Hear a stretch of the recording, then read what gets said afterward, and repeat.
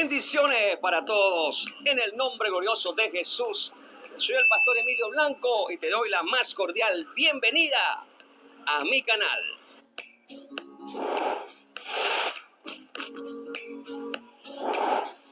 Bien, me encuentro en la Plaza Bolívar del municipio Alberto Adriani, de la ciudad de El Vigía, estado Mérida, en mi país Venezuela, y justo detrás de mí se encuentra la iglesia católica de acá, de esta ciudad, justo frente de la Plaza Bolívar. Y esto se repite en cada una de las ciudades de mi país Venezuela, y no sé si en otros países también sucede lo mismo. Creo que en Colombia también sucede lo mismo. Acá siempre en una Plaza Bolívar, justo enfrente, vas a conseguir una iglesia católica. Qué bueno, hermano Emilio, que estás frente a una iglesia católica. Espero que el próximo video o que un día hagas un video dentro de la iglesia católica, porque nadie puede negarse a la llamada de Dios. La llamada de Dios es irrevocable. Si hoy estás frente a esta iglesia, es posible que mañana estés dentro. Bien, hablar de la iglesia, como tú lo has hecho frente a la Plaza Bolívar, y decir que esto se repite y que en otros países también, pues eso se repite.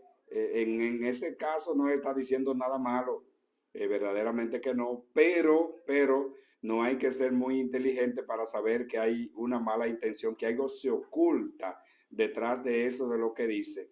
Sepa bien, hermano Emilio, que claro, también en República Dominicana, quizás tú no conoces, pero también hay muchas iglesias que están delante de una plaza o que tienen una plaza delante.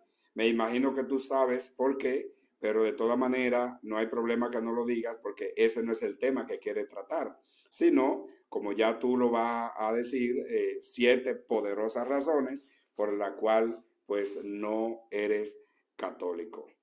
Pero yo en este video te voy a hablar de 7 poderosas razones por la cual no pertenecer a la iglesia católica. Vamos con la número 1. La Biblia dice: conoceréis la verdad y la verdad os hará libres. Quiero decirte que yo conocí la verdad hace muchos años atrás, y por esta razón estoy acá predicando este glorioso evangelio del Señor Jesucristo y diciéndote que la primera razón por la cual no pertenezco a la iglesia católica es que la iglesia católica practica abiertamente lo que es la idolatría. Idolatría es algo terrible. ¿Qué dice la palabra del Señor con respecto a la idolatría? En el Salmos 115, del 3 al 8, en el nombre glorioso de Jesús. Nuestro Dios está en los cielos. Todo lo que quiso ha hecho. Los ídolos de ellos son plata y oro, obras de manos de hombres. Tienen boca, mas no hablan. Tienen ojos, mas no ven. Orejas tienen, mas no oyen. Tienen narices, mas no huelen. Manos tienen, mas no palpan. Tienen pies, mas no andan. No hablan con su garganta. Semejante a ellos son los que lo hacen, y cualquiera que confía en ellos. Muy importante esta palabra, dice que cualquiera que confía en ellos. La Iglesia Católica enseña a confiar en imágenes, y nosotros, por supuesto, no podemos confiar en imágenes, porque nuestra confianza debe estar puesta en el Dios que hizo los cielos y la tierra, en el Dios que tiene el poder y tiene la autoridad. Nuestro Dios está en los cielos, dice la Biblia, y yo lo creo en esta hora, porque el nombre glorioso de Dios es Jesús de Nazaret. En 1 Corintios 10:14 dice: por tanto, amados míos, huid de la idolatría. Y eso es precisamente lo que yo hice, huid de la idolatría, y ahora estoy en la iglesia del Señor, en la iglesia que fue fundada en el aposento alto en el año 33, con la venida del Espíritu Santo. Es algo poderoso. Vamos a la segunda razón. Conocerán la verdad y la verdad les hará libre. Juan 8:32. ¿Cuál es la verdad que hace libre? Según los versículos 21 al 31 del mismo capítulo de Juan, es el reconocimiento de que Jesús es el Hijo de Dios y por tanto que Él no es de este mundo. Y esto se consigue manteniéndose en su palabra. Solo manteniéndose en su palabra se consigue tener la verdad, o sea, llegar a la verdad. Cosa que no hacen los protestantes, pues de ser así, no fueran protestantes. Eso es claro. Si fuera así, si ellos lo supieran y estuvieran en la verdad, no fueran sectarios protestantes. Esa es la palabra que tengo para ti. Tú dices, yo conocí la verdad, señor Emilio Blanco. Eso creyó Eva cuando fue tentada por la serpiente en el desierto. O sea, allá en el desierto no, en el paraíso. Eso creyó Eva cuando fue tentada por la serpiente en el paraíso. Es decir, Satanás. Génesis 3:1 y siguiente. Y por esa verdad que creyó haber conocido, trajo la muerte al mundo. Eso creyó Judas cuando vendió a Jesús por 30 monedas de plata. Mateo 26:15. Eso creían los judíos cuando discutían con Jesús acerca de la misma verdad. Se creían hijos de Abraham. El mismo capítulo 8 de San Juan, versículo 39. Y tenían a Dios por Padre. Juan 8:42. Pero la respuesta de Jesús en 8:42 y 8:44 nos dicen que no siempre se es lo que se dice ser. Emilio Blanco, te liberaste de la iglesia que según Colosenses 1:18 es el cuerpo de Cristo y te hiciste esclavo de la mentira que fue implantada por Satanás en ya tú sabes dónde. Génesis 3:1 y siguiente. Tú dices, la iglesia católica practica abiertamente la idolatría. Señor Emilio, así no se habla. Yo creo que así no se habla. Tú debes mostrarles a tus seguidores dónde está la doctrina católica mandando a practicar la idolatría. Tú tienes que decir, por ejemplo, en el catecismo de la Iglesia Católica número tal, se manda a practicar la idolatría y yo creo que pudiera hasta leerle el número, ¿verdad? El numeral donde se manda, porque así hay más evidencias y además de eso, lo que no tienen el catecismo, pues ya no lo tienen que buscar. Y hasta podría leérselo, claro está, porque las citas bíblicas que tú das no lo comprueban. Con ellas solo engañas a los tontos. Eso es una calumnia protestante y las calumnias son un pecado mortal y están en contra del octavo mandamiento de la ley de Dios. Éxodo 20:16 y Lucas 18:20. El Salmo 115 del 3 al 8 del que tú hablas, habla sobre los dioses de los gentiles. Los gentiles son paganos. Los dioses de los gentiles. No sobre las imágenes que nosotros tenemos, que al contrario son de Jesús, son de María, de los apóstoles, de los santos, etcétera, etcétera, etcétera. Son representaciones de ellos y nosotros les guardamos respeto, es decir, veneración, más que a ellas, a los que ellas representan. Te aseguro que tú le tienes más veneración a la imagen que tienes en el billete o en los billetes que la que nosotros tenemos a esas imágenes, a la que tú llamas ídolos. Pero como se trata de dinero, ahí hay que callarse, porque se trata de dinero. Ahí no hay idolatría. Se supone que no. Tú dices, la Iglesia Católica enseña a confiar en las imágenes. Emilio Blanco, de nuevo te repito, muestra a tus seguidores documentos donde nosotros enseñamos eso, para que ellos tengan la oportunidad de estudiar. La Iglesia Católica confía en Dios y en Él pone su esperanza. Pero a diferencia de los protestantes, nosotros que creemos en Dios, creemos en la comunión de los santos. Y para esto tenemos citas bíblicas. Eso es otro tema. En dado caso lo podríamos tratar después. Pero mientras tanto, te daré algunas citas para que las leas. Solamente te daré cuatro citas bíblicas o cinco para que las leas. Primero, Jeremías 15:1. Mateo 17:3. Marcos 15:35. Lucas 16 del 22 al 31. Primera de Corintios 12 al 27. Léelos, por favor, y trata de descubrir lo que nosotros creemos.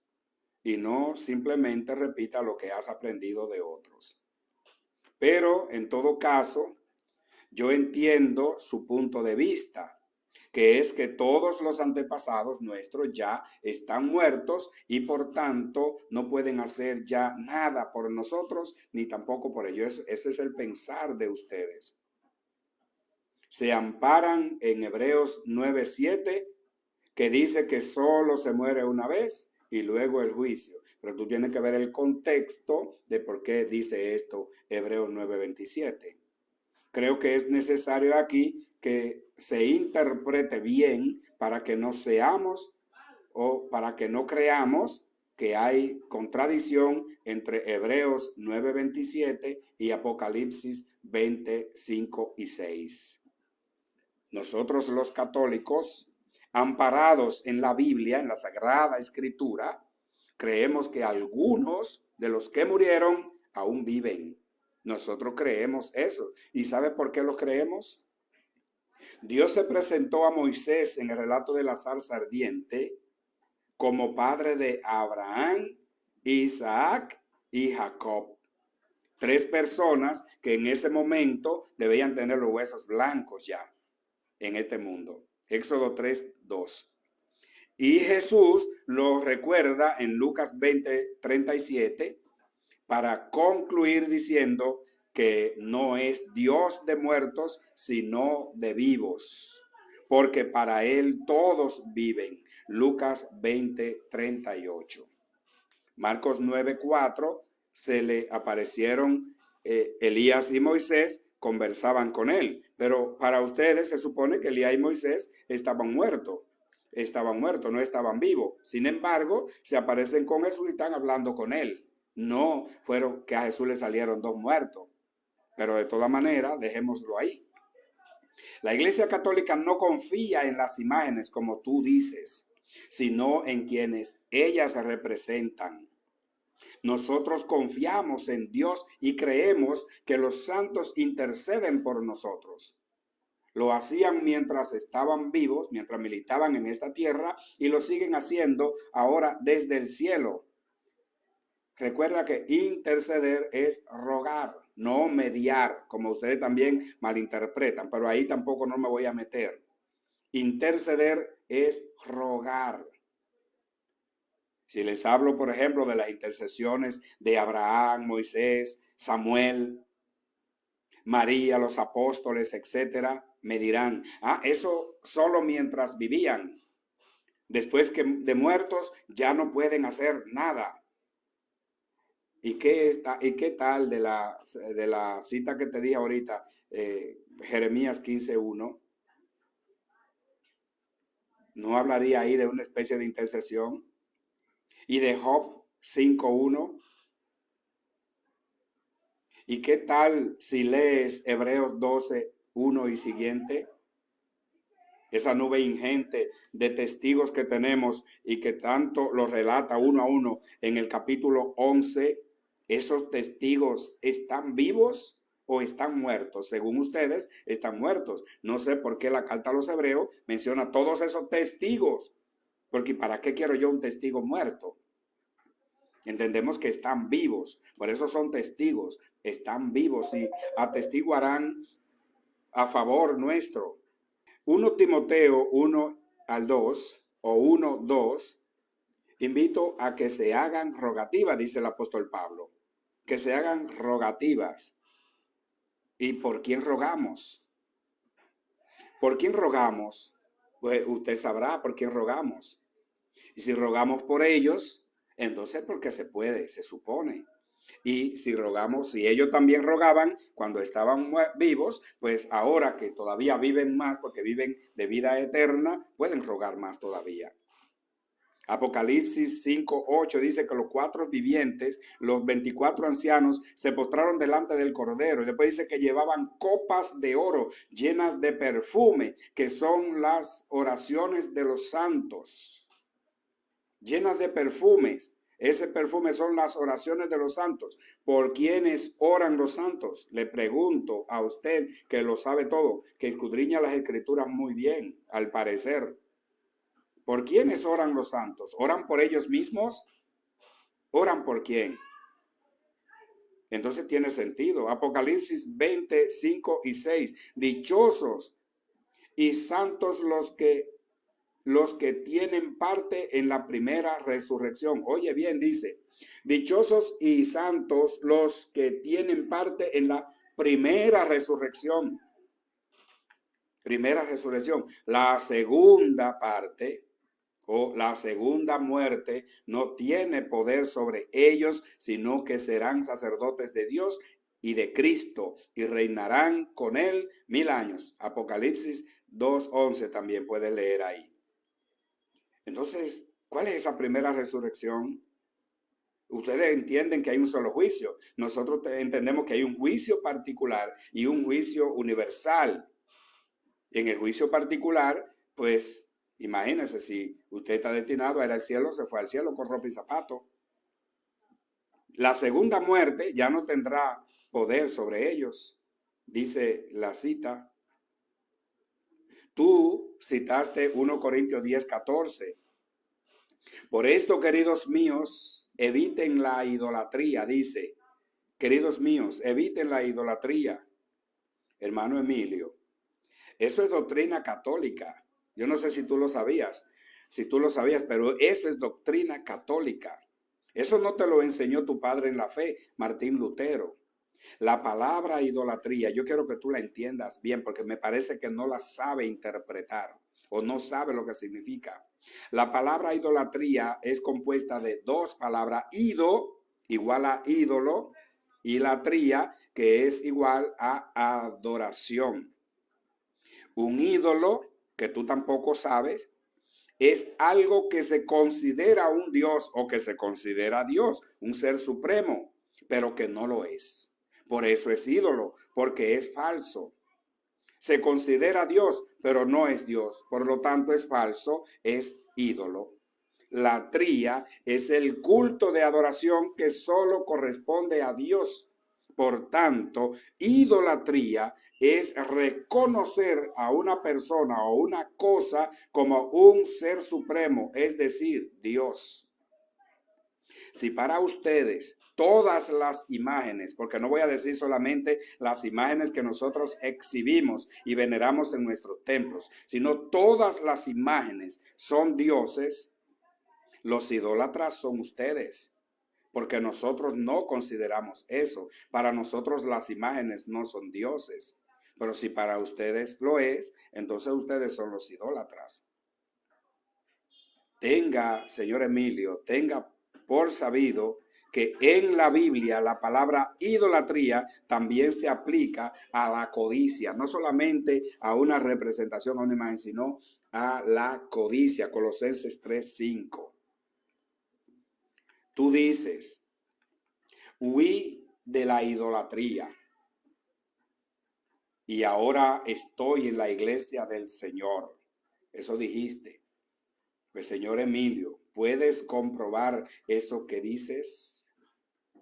Ni siquiera la iglesia luterana, que es la primera, puede decir eso que tú estás diciendo, ya que su acta de nacimiento dice claramente que es fundada por Martín Lutero el 31 de octubre, que es día de Satanás, de 1517. Muéstrame el acta de tu iglesia, y si es que tú no sabes, yo te diré quién la fundó y cuándo la fundó. Pero no hables mentiras a tus seguidores. Dices que Jesús la fundó en el año 33, en el aposento alto, bendito sea Dios. No engañes a tus seguidores, no los engañes. Pues ya sabe lo que le pasa a los que engañan. Génesis 3:14. Sabes lo que le pasa a los que engañan. Génesis 3:14. Si aborreces la iglesia católica porque ésta hace y tiene imágenes, entonces no hay duda de que al primero que debes aborrecer es a Dios, porque Él manda a hacerlas. De todas las citas que hay para comprobar esto, solamente te daré 4 citas. Éxodo 25, 16, 22. Léela, por favor. Número 21 del 8 al 9. Primera de Reyes, capítulo 6, del 23 al 27. Y Primera de Reyes, capítulo 7, del 28 al 30. Para ver si es Dios que lo manda o no. Y después, pues entonces, investiga un poquito más para que cuando hable, cuando haga otro video, sepa lo que dices. Es que hay muchas diferencias entre hacer un Dios, que era el problema de todos los pueblos ajenos a Israel, que era el único que tenía el Dios verdadero. Todos los demás pueblos tenían un Dios que habían fabricado ellos.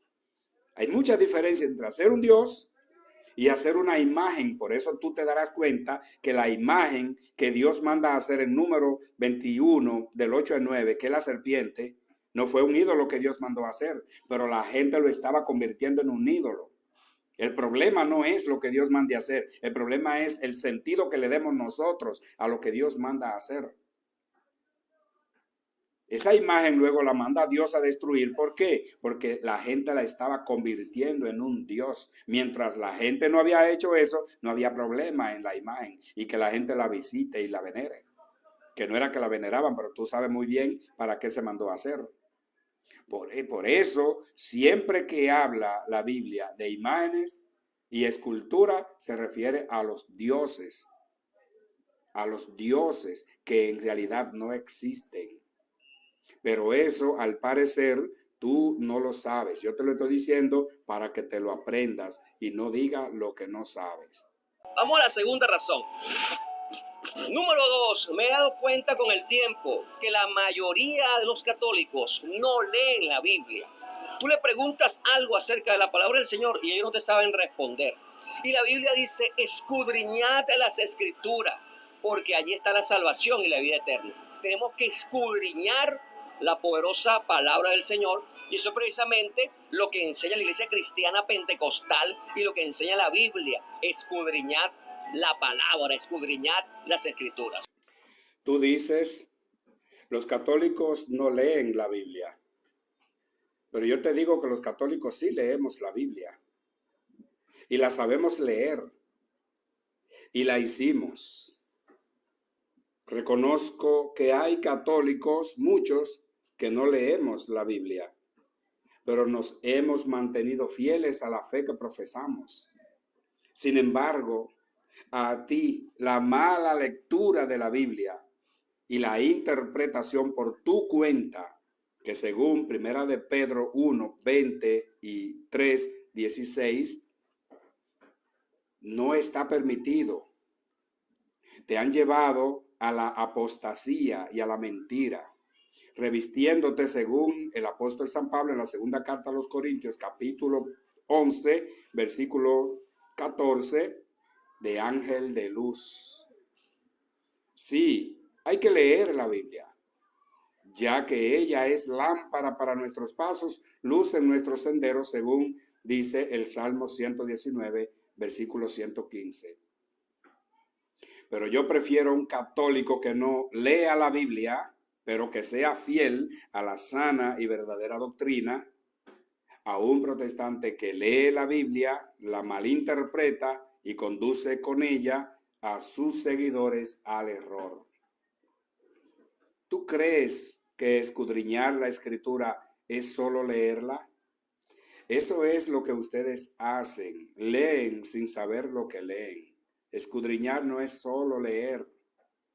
Estudia un poquito más y te darás cuenta lo que es.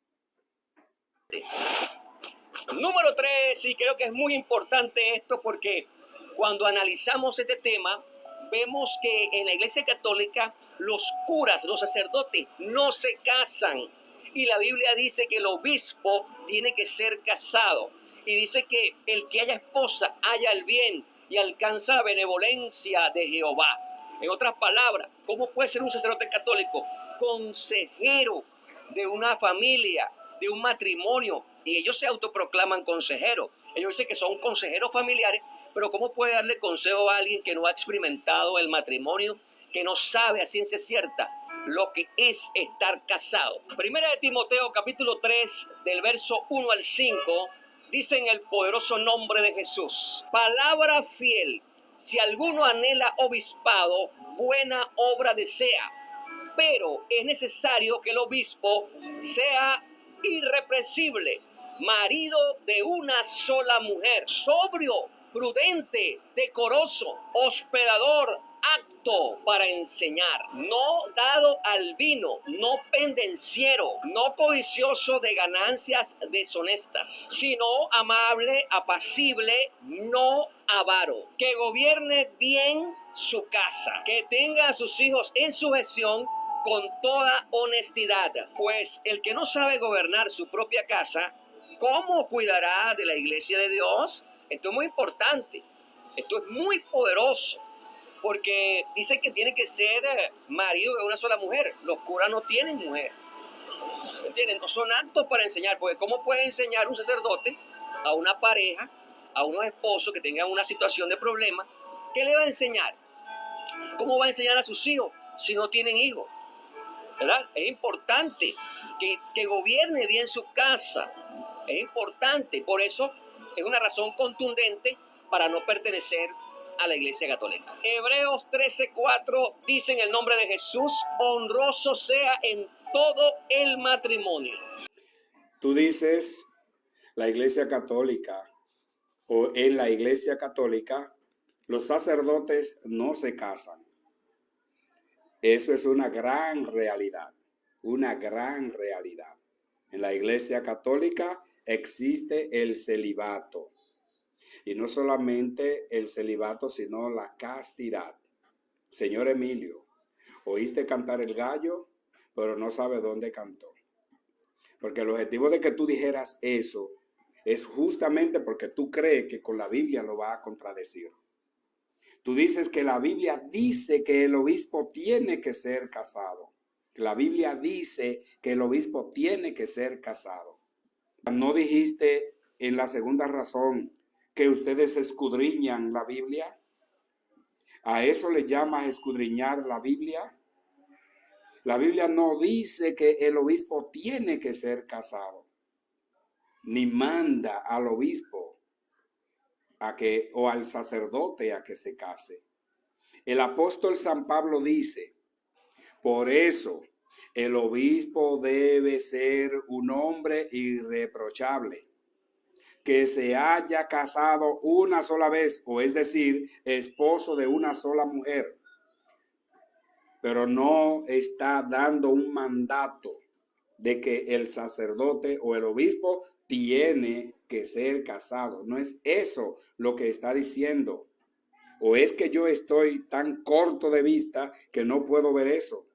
Yo en este versículo no estoy viendo un mandato del apóstol San Pablo, ni un mandato de Dios, sino una norma establecida para aquellos que aspiren a ser obispo. Pablo le está hablando ¿a quién? A Timoteo, quien preside la comunidad, en la cual los que aspiran a los cargos no son niños ni adolescentes, sino hombres y mujeres.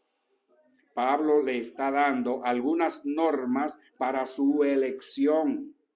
Y si alguno aspira, como dijo él en el versículo 2, a ser obispo, pues entonces debería ser un hombre íntegro, casado una sola vez, es decir, no un mujeriego que se casa, deja y vuelve y se casa, no. Que haya tenido una sola mujer, eso es signo de una integridad en el hombre. signo de que es un hombre serio, que no anda cogiendo y dejando, picando flores como las abejas o los picaflores, ¿verdad? Eso es lo que San Pablo está diciendo. Le está dando normas, le está dando algunas normas para su elección. El versículo en cuestión tampoco está diciendo que el obispo debe tener mujer. Eso es mentira. Pero lo más común es que el que aspira, ya un hombre o una mujer, caramba, si es un hombre, haya tenido o tenga una mujer o la haya tenido. Por lo tanto, como son hombres y no niños que todavía no se han casado, lo que están aspirando, tiene que haber una norma en cuanto a las mujeres. Eran hombres adultos y no un grupo de adolescentes a quienes se les va a enviar a un seminario a formarse. No, por lo tanto, por eso esa norma, para que no elijan un hombre mujeriego que esté cogiendo y dejando, cogiendo y dejando. ¿Se entiende? Tú dice que el que haya una esposa haya el bien y alcanza la benevolencia del hogar. Lamentablemente no dijiste dónde lo dice la escritura, pero no importa, yo eso lo acepto, es verdad. Pero te recomiendo que leas y escudriñes, como te dice que escudriñan las escrituras, Mateo 19:12. Si tú no sabes lo que significa Mateo 19:12, posiblemente yo te lo puedo decir. ¿Qué significa Mateo 19:12? Eso está hablando del eunuco, porque a Jesús está hablando del matrimonio por algunas preguntas que le hicieron. Y cuando Jesús habla de cómo debe ser el hombre con la mujer, Pedro le dice, si esa es la situación del hombre con la mujer, más valdría al hombre no casarse. Pero a eso a ustedes no les interesa ese chin. Más le valdría al hombre no casarse. Entonces Jesús empieza a explicarle en el versículo 12, porque hay eunucos que nacieron eunucos. Personas significa que nacieron imposibilitados para casarse. Otros fueron hechos eunucos por los hombres, es decir, fueron castrados para que no pudieran tener relaciones. Otros se hicieron a sí mismos eunucos por amor al reino de los cielos. ¿Por qué en vez de criticar lo que está criticando, no encasilla en ese versículo a los sacerdotes, a las religiosas y a los obispos y a todo lo que decidimos no casarnos? ¿Para qué? Para entregarnos por completo a las cosas de Dios. Porque yo te aseguro que tampoco ha leído el capítulo 7 de la primera carta del apóstol San Pablo a los Corintios. Te aseguro que no ha leído el capítulo 7. Yo te voy a recomendar solo algunos versículos. El versículo 1, léelo bien y entiéndelo. El versículo 7, el versículo 17, el versículo 32 y el versículo 38. Ojalá que mejor lo leas entero, del 1 al 38, para que te convenzas y no critiques lo que no sabes. Tú preguntas, por ejemplo, ¿cómo puede ser un sacerdote católico consejero de una familia, de un matrimonio, si no ha experimentado el matrimonio, que no sabe a ciencia cierta lo que es estar casado? Oye, tu pregunta es muy buena, pero y cree quizás que no tenemos respuesta. Sí, tenemos respuesta para eso. Es muy buena tu pregunta. Ahora yo te pregunto a ti, ¿qué tú enseñas? ¿Enseñas desde la experiencia? Prácticamente con tu cuestionamiento me estás diciendo que eres un delincuente, que eres un vicioso, que eres un corrupto y todo lo que lleva como consecuencia de ser delincuente, vicioso y corrupto. Pues solo experimentando la delincuencia, el vicio y la corrupción, puedes ayudar a los delincuentes viciosos y corruptos a los que falsamente tú pastoreas. Porque si no está viviendo la experiencia, ¿cómo le podrá orientar a ellos? Si no está viviendo la experiencia, ¿cómo le podrás orientar a ellos? Lo que se aplica para una cosa, se aplica para todo. Según tú y tu falso evangelio que predica, Ni siquiera Jesús, ni Pablo, ni ninguno de los apóstoles tienen la autoridad para aconsejar un matrimonio o una familia. Y como ya también dijiste, el hijo, porque tampoco no tiene hijo. Porque ellos no tenían esposa ni tenían una familia. No tenían hijos. Posiblemente me mencionarás a Pedro, ya que según la escritura, él tenía suegra.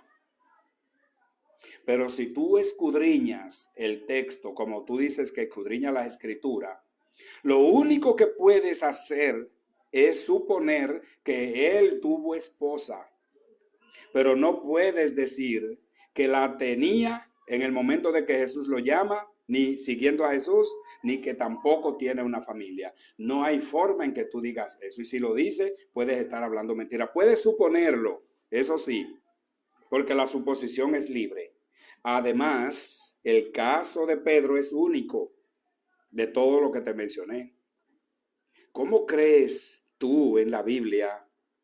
¿En qué Jesús cree? Eso es muy cuestionable, verdaderamente que sí. Citaste Hebreo 13:4.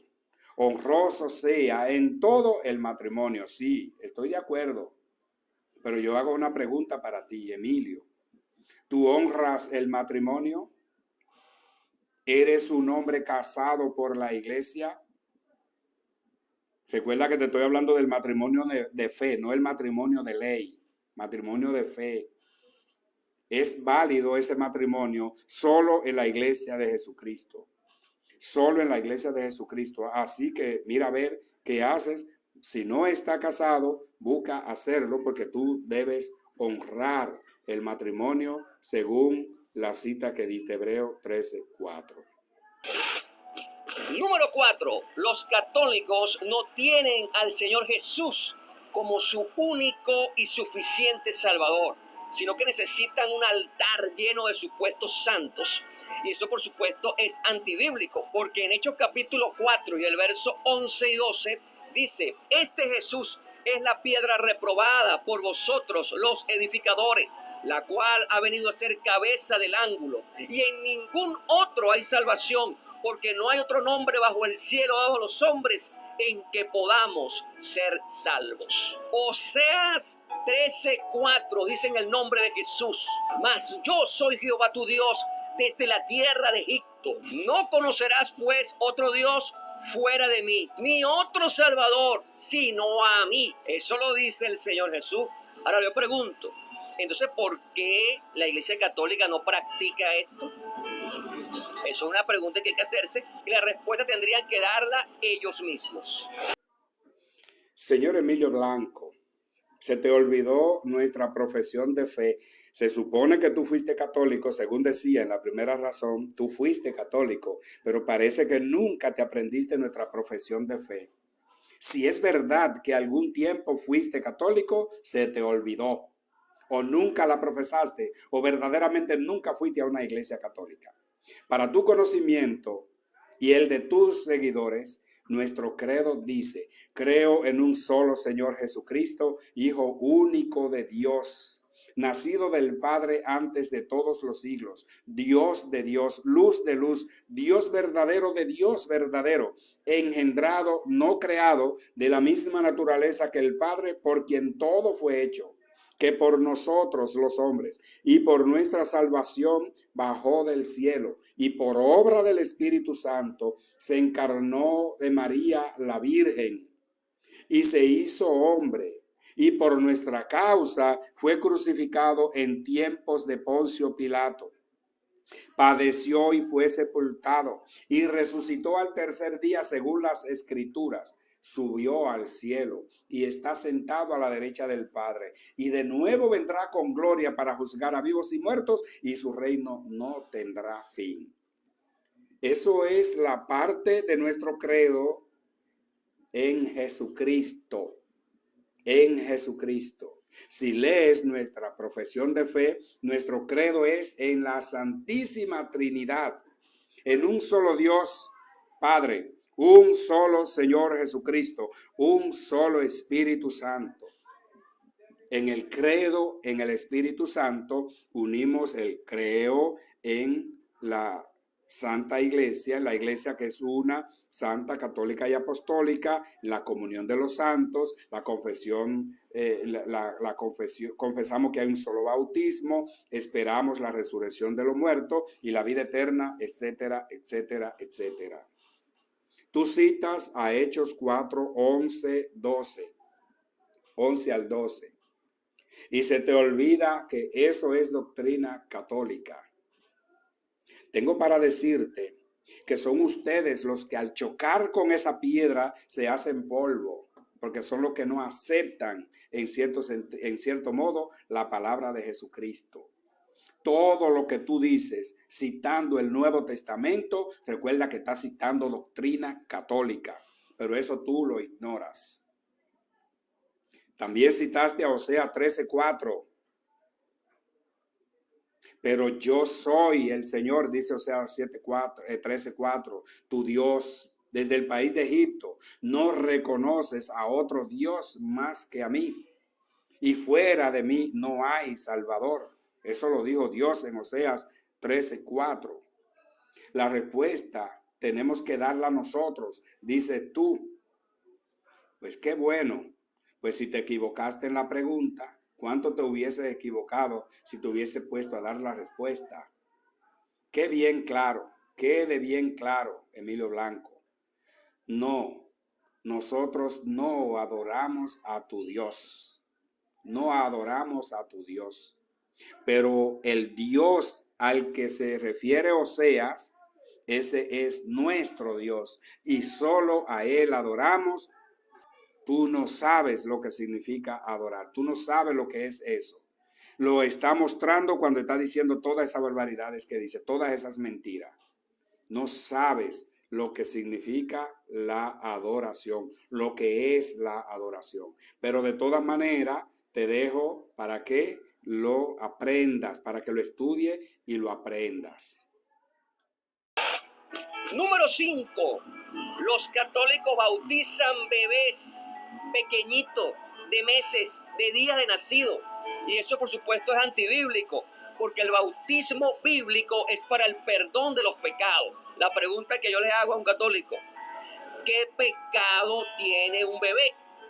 Porque si el bautismo en el nombre glorioso de Jesús es para el perdón de los pecados, ¿qué pecado puede tener un bebé recién nacido? ¿Será que ese bebé recién nacido ya fumó, consumió droga, dijo palabras escatológicas, fue fornicario, fue adúltero, robó, maltrató a sus padres? No lo ha hecho, por lo tanto no ha cometido pecado.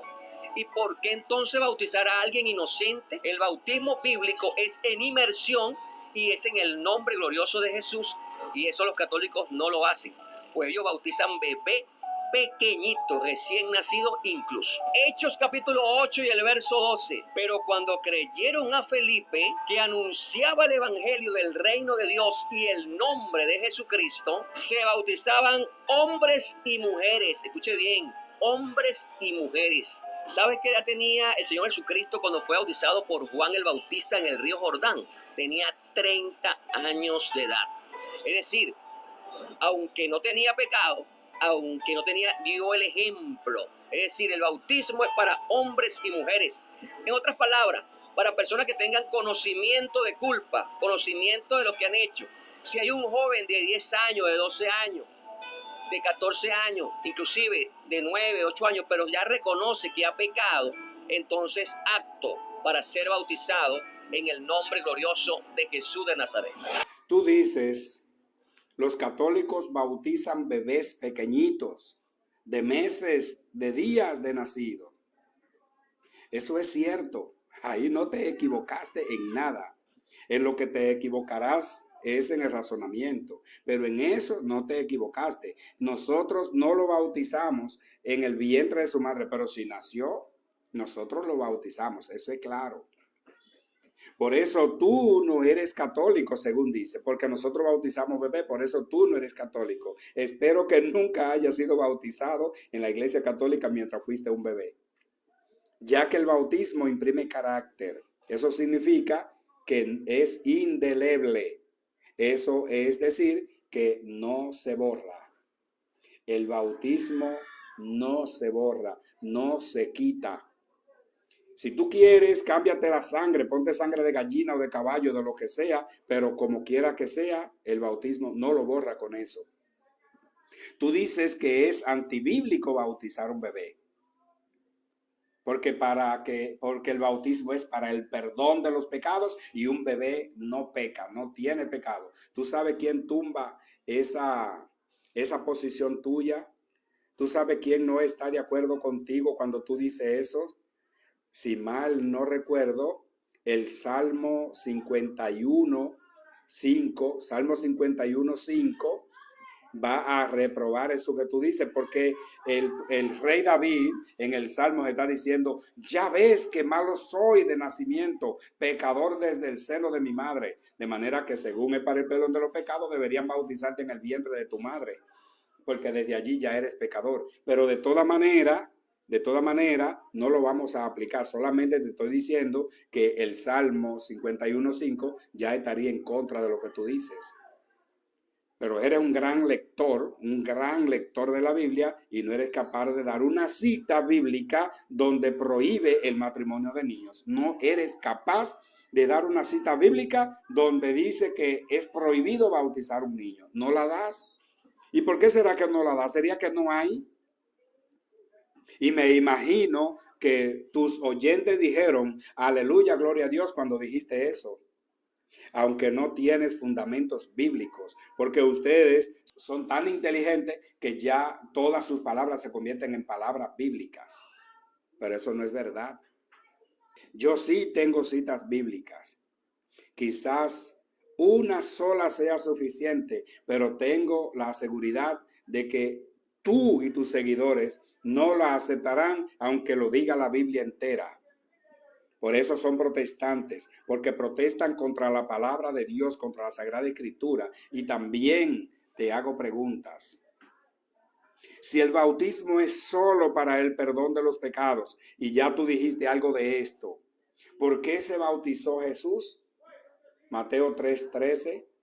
¿Por qué se bautizó Jesús? Si el bautismo es solo para el perdón de los pecados. Es que Jesús aplicó el Salmo 51:5. Si Jesús mandó bautizar a todos los pueblos en Mateo 28:19, ¿por qué no dijo menos los niños? Porque si no dijo eso, entonces queda abierto que también los niños se pueden bautizar. Pero él no dijo menos los niños. Se supone, ¿verdad?, que en todos los pueblos hay niños.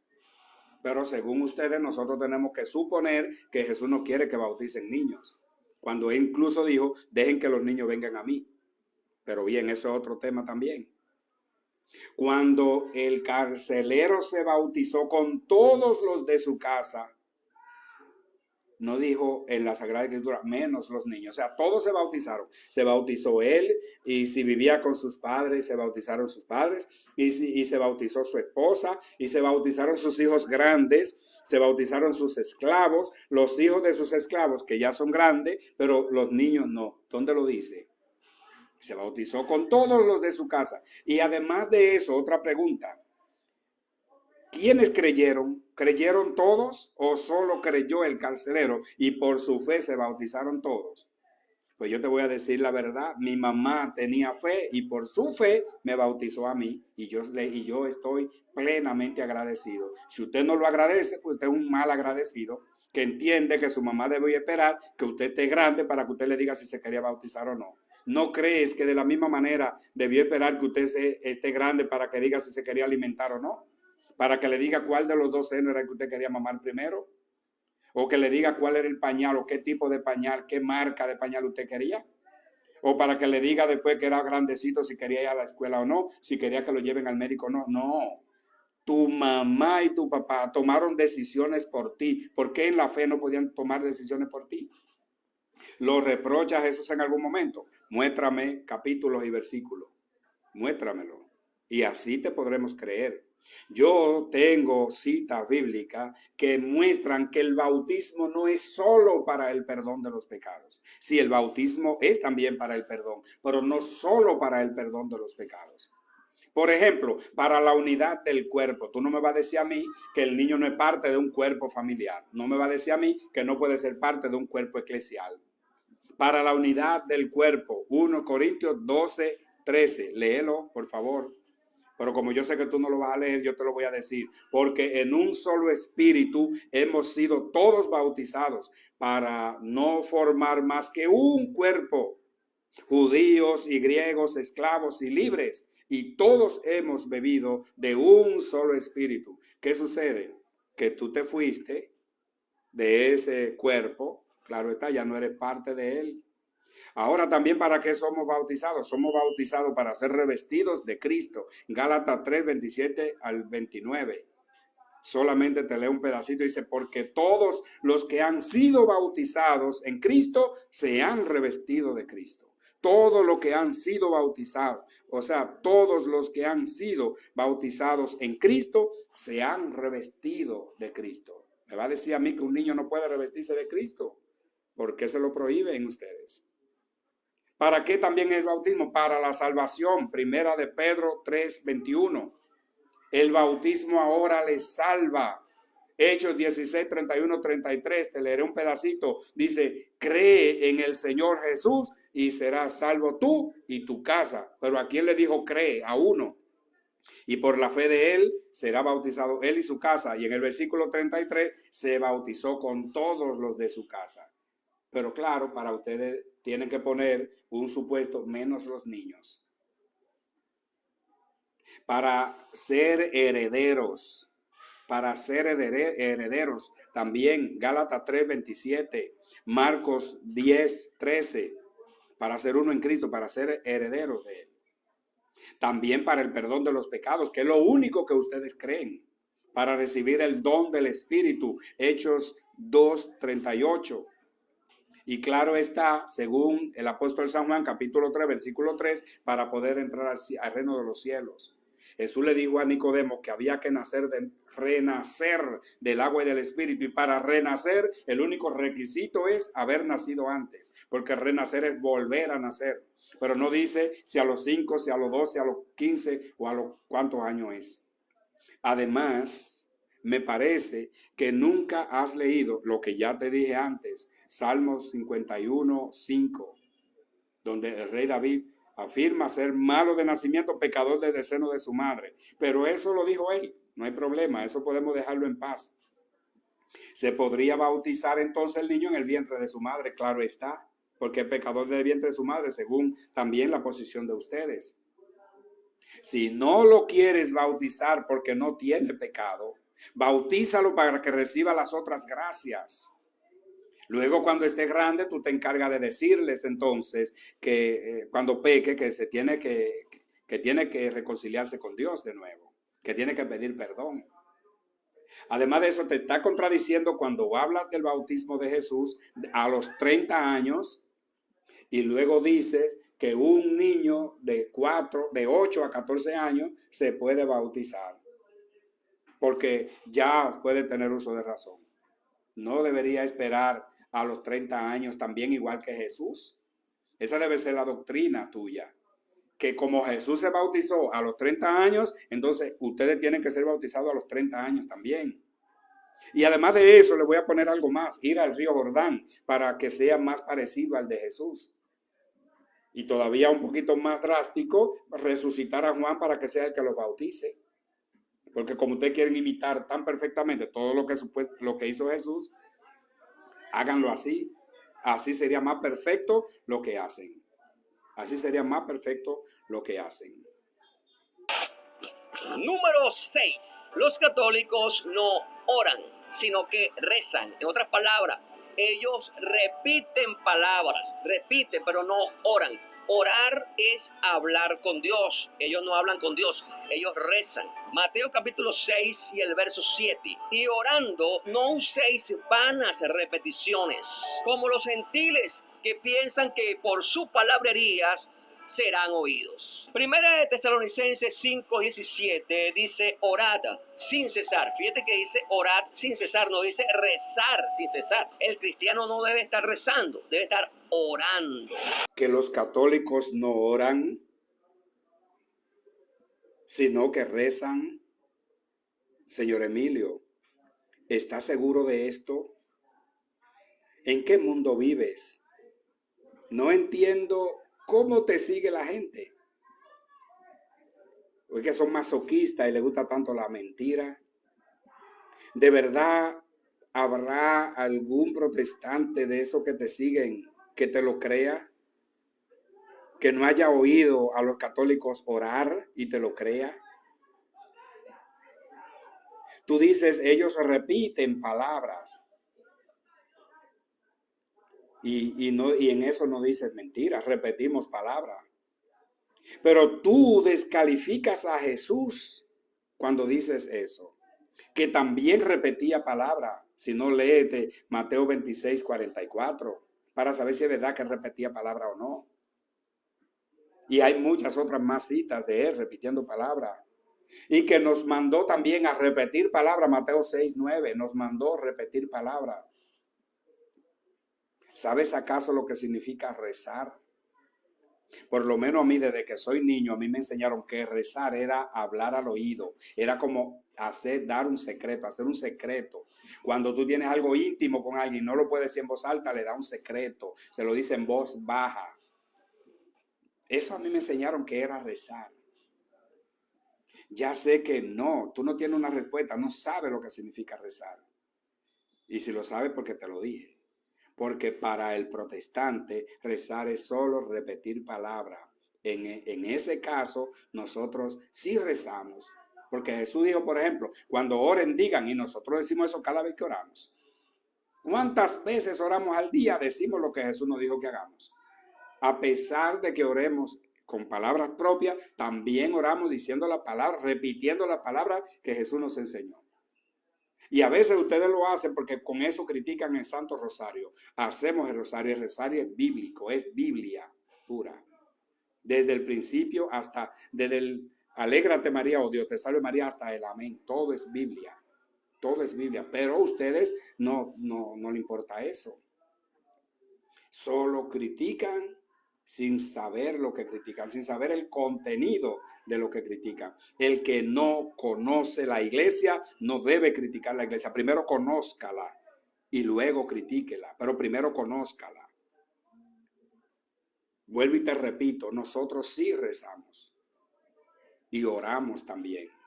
Tú dices que los católicos no hablan con Dios, que Él te perdone, Emilio. Que Dios te perdone por tantas mentiras y por tener a tanta gente embullados en tus mentiras. Citaste a Mateo 6:7, al orar no usen muchas palabras como los gentiles. ¿Me vas tú a decir que no usan muchas palabras cuando oran? Si no solamente nosotros, ustedes no usan muchas palabras. Cuando dice no usen muchas palabras, no está hablando de repetir palabras. Está diciendo no usen muchas palabras, es una oración corta. Si tú lees la Sagrada Escritura, aquellos que se acercaron a Jesús y tú ves, Señor, si quieres puedes limpiarme. Señor, ten piedad de mí. Señor, que vea. Son oraciones cortas que tuvieron efecto. Y con eso Jesús lo que nos dice es que nosotros no vamos a recibir solo por hablar mucho. ¿Me entiende? Al orar no usen muchas palabras. Ahí nos está diciendo que no repitan.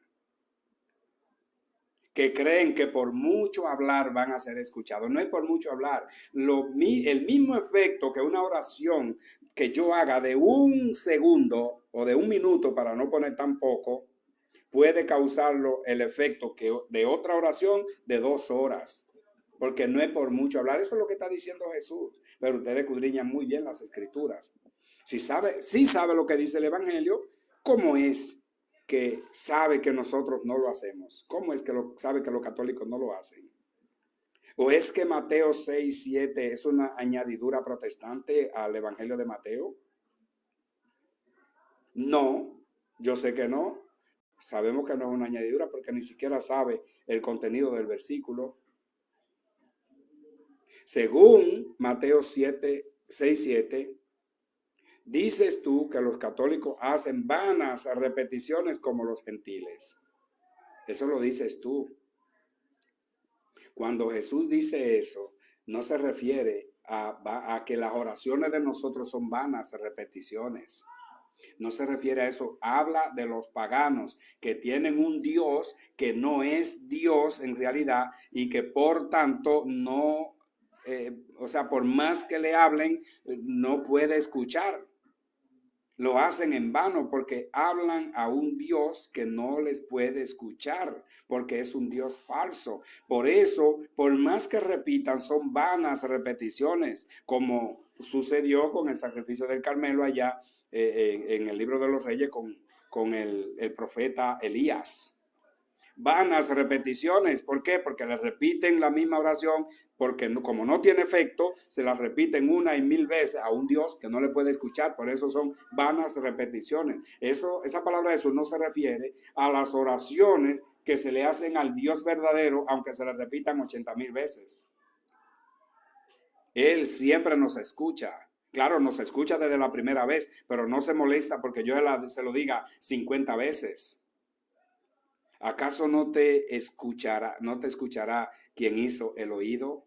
Dice Salmo 94:9. ¿Cómo va a decir que nosotros no hablamos a Dios y Dios no nos escucha porque nosotros le repetimos mucho lo mismo?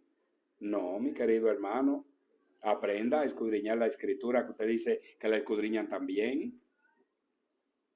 Señor Emilio, ni siquiera cuando yo era ignorante creía lo mismo que tú. Los católicos, para que te tenga en claro, oramos y rezamos. Nosotros oramos y rezamos. Tenemos más que ustedes que según tú solo oran, porque la Biblia dice que oren, pero nosotros oramos y también rezamos. Séptima y última razón, por ahora, porque son muchísimas más, pero vamos a hablar de la séptima. Ellos dicen que el primer papa fue Pedro, cosa que es totalmente falso, porque Pedro no fue católico. El catolicismo nace en el año 313, en el concilio de Nicea.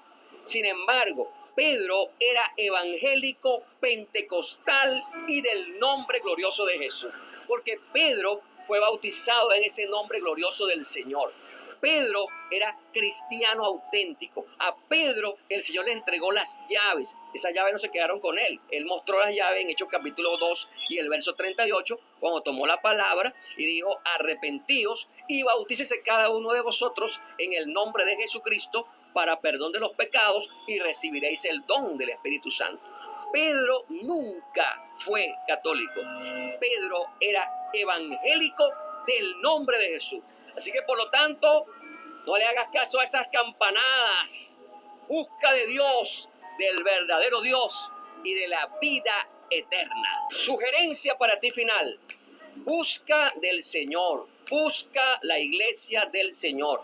La iglesia que bautiza y cree en un solo Dios, porque nuestro Dios es uno y uno es su nombre. ¿Qué significa para los protestantes la palabra papa? Para ellos casi es una palabra despectiva porque ellos no aceptan el papado y tienen razón porque su padre en la fe, Martín Lutero, lo principal que rechazaba era eso. ¿Qué tanta historia de la iglesia sabe para negar eso que tú estás negando? Si leemos Isaías 22:19 y siguiente, entonces podríamos entender claramente lo que Jesús hizo en Mateo 16:18 y siguiente. Para nosotros los católicos, decir papa es lo mismo que decir papá, lo mismo que decir jefe, es lo mismo que decir mayordomo, coordinador, presidente. Pero si ustedes quieren ponerle otro nombre, una vez que lean todo esto y quieran ponerle otro nombre a lo que hizo Jesús con Pedro, pónganselo, no hay problema, sería un buen aporte. Tú dices que la Iglesia Católica fue fundada en el 313 en el concilio de Nicea. No está haciendo más que repitiendo el mismo error que han repetido tanto. Dicho concilio tuvo lugar entre el 20 de mayo y el 19 de junio del 325. 325, del 20 de mayo al 19 de junio del año 325. Entonces tú debiste decir que fue fundada en el 325, no en el 313. Pero como tú lo que estás repitiendo lo que otros han dicho, Pues si por lo menos hubiese estudiado un poquito eso, no te hubiese equivocado y hubiese dado fecha exacta para que te crean tus seguidores. Este concilio fue convocado por el obispo Ocio de Córdoba bajo el papado de Silvestre I. Silvestre I, que gobernó la iglesia desde el año 314 hasta el 335. Hasta el 335. El Papa Silvestre I sustituyó al Papa Melquíades, que gobernó la iglesia de 311 al 314. La fecha en que tú dices que fue fundada la iglesia, ya, y si tú sigues leyendo la historia de los papas, va a ver que también Melquíades sustituyó a otro, ese otro sustituyó a otro, ese otro a otro, hasta llegar al apóstol San Pedro. Pero ustedes no investigan para no verse interpelados por la investigación, por la historia. Tú dices, Pedro era evangélico pentecostal. Sí, tienes razón. En esto yo te voy a dar la razón. Y te voy a decir una cosa, yo también soy evangélico. Yo también soy evangélico. Y la iglesia que fundó Jesucristo es evangélica. Pero al igual que Pedro, nosotros no somos de una secta cristiana protestante cuyo padre en la fe es Martín Lutero y que ustedes se pusieron ese nombre. Nosotros somos los evangélicos que no contradecimos el evangelio. Ustedes son evangélicos protestantes porque protestan contra el mismo evangelio, no lo aceptan. Le hacen creer a la gente que lo aceptan, pero no lo aceptan. Cuando tú contradices estas cosas, estás diciendo que tú no aceptas el evangelio. Tú dices, Pedro nunca fue católico. Posiblemente Pedro nunca oyó mencionar esa palabra, o sea, Pedro nunca oyó la palabra católico, quizás. Y quizás ninguno de los apóstoles oyeron esa palabra, porque al parecer Jesús no dijo esa palabra nunca en uno de sus discursos. Hay posibilidad de que no, de que Jesús en ninguno de sus discursos nunca dijera esa palabra. Pero si ustedes saben lo que significa la palabra católico, tendrás que concluir que Dios Padre, Dios Hijo, Dios Espíritu Santo, Pedro, Pablo, todos los apóstoles son católicos. Señor Emilio, ¿sabes quién por primera vez llamó católica a la iglesia de Cristo? Te diré este dato que tú no conoces. San Ignacio de Antioquía, discípulo directo del apóstol San Juan en el año 107. No te olvides de que al principio ni siquiera a los que predicaban a Cristo se les llamaba cristianos, sino que en Antioquía es donde por primera vez les llaman cristianos. Yo creo que eso está por ahí por los Hechos de los Apóstoles, capítulo 11, versículo 26, por ahí. Tú lo vas a encontrar.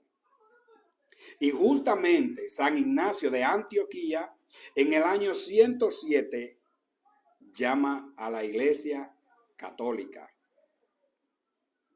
Juan, el apóstol que fue maestro de él, murió en el año 100, por ahí, o 99 o 100. Y en el 107, Ignacio de Antioquía, su discípulo, está llamando católica a la iglesia.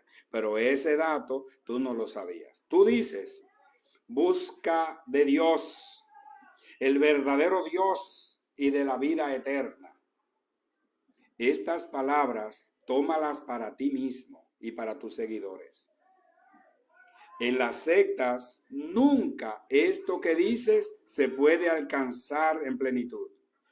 ¿Sabe por qué? Porque según el apóstol San Pablo, en la carta a los Gálatas, capítulo 5, versículo 20, las divisiones y el sectarismo proceden de los bajos instintos de la carne. Proceden de los bajos instintos de la carne. Y por todas las palabras que tú has dicho y todas las razones que has dado, tú eras del cuerpo de la iglesia, según Colosenses 1:18. Pero tú te saliste de ese cuerpo, tú no eres miembro de ese cuerpo.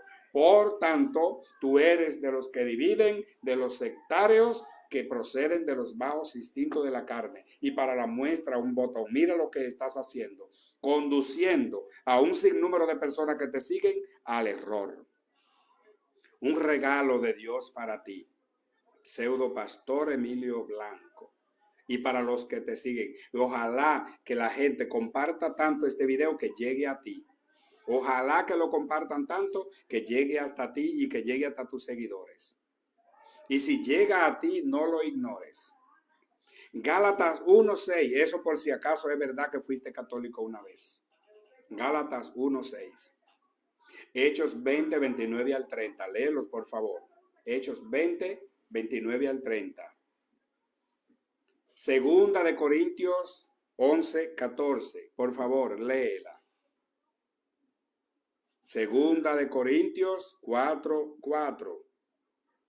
Segunda carta de Pablo a Timoteo, capítulo 4, versículo 1 y siguiente. Léelas, por favor. Es un regalo para ti. Y ojalá que estas lecturas bíblicas te ayuden a arrepentirte y volver de nuevo al redil. Volver a ser miembro del cuerpo místico de Cristo, que es la iglesia. También quiero darle un regalito a los que me escuchan. A los que me escuchan, que son fieles a la doctrina. Mateo 7:15, por favor. Mateo 7:21. Mateo 16, 6 y 12. Romanos 16, 17. Hechos 20, 29 al 30. 2 Corintios 11, 13 y Hebreo 13, 9. Y de ñapa si quieren Mateo 24, 24. Queridos hermanos, hermanas, si tú crees que no hablé la verdad, solamente lees la cita bíblica que te he dado. Si tú entiendes que hablé la verdad, si te gustó el video, ya sabes lo que tienes que hacer. Compártelo para que más personas puedan descubrir la mentira protestante. Compártelo, dale me gusta para que YouTube se lo pueda mostrar a alguien. Y comenta para yo también poder saber en qué debo mejorar. Comenta. Yo pido por ti, pido que la gracia de Dios te ayuden, te acompañen, te defiendan siempre. Que Dios haga brillar su rostro sobre ti, te conceda la paz. Y que la gracia de Dios, Padre Todopoderoso, del Hijo y del Espíritu Santo, te acompañen siempre. Que Dios te bendiga.